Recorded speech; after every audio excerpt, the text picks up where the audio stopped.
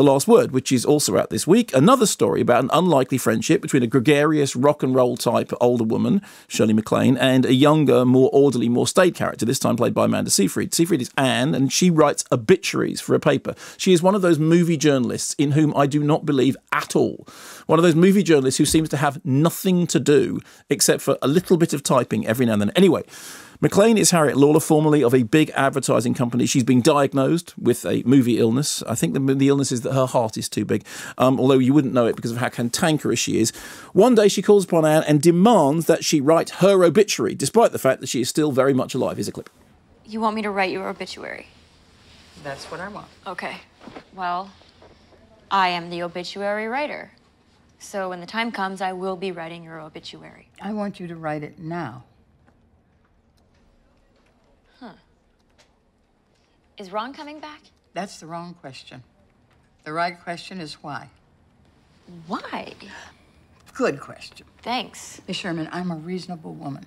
I have never been surprised about anything, and I've never found myself in a situation that I couldn't handle.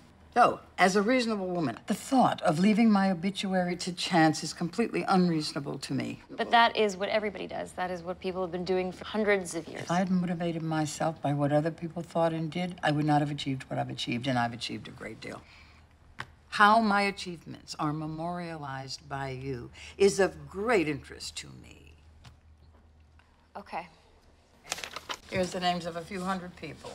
So imagine all the things that I just told you were good about the previous film, The Midwife, you know, well-etched characters, believable professions, off-kilter observations, the smack of truthfulness. Take all of those away. All of them. And replace with caricatured characters, wholly unbelievable professions. I don't believe that Shirley MacLaine is a DJ. It's certainly, you know, when you see people DJing, if she's meant to be somebody, she gets a job as a DJ. Okay. You would, your toes would curl so far up, they would come out the tops of your shoes. I don't believe in Amanda Seyfried as a journalist any more than I think Keanu Reeves is an architect, or, you know, Sean Connery is a tropical medical specialist, or Meg Ryan is a helicopter pilot.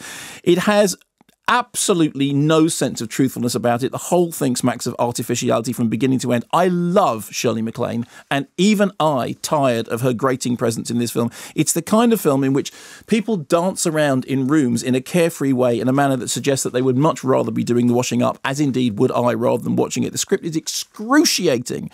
The depiction of the workings of a radio station is risible, and a recurrent joke about the Kinks being the most underrated band of all time made me go, yeah, exactly.